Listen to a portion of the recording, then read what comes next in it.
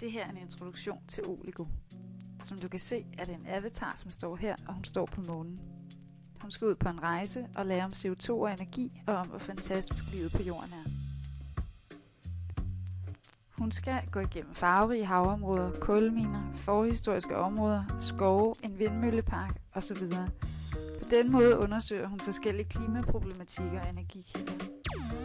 Lad os prøve at gå en tur igennem skoven.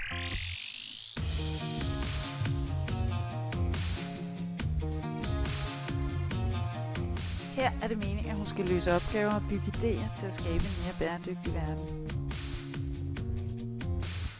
En virtuel verden kan bruges til at undervise i alle fag og er kun begrænset af vores fantasi.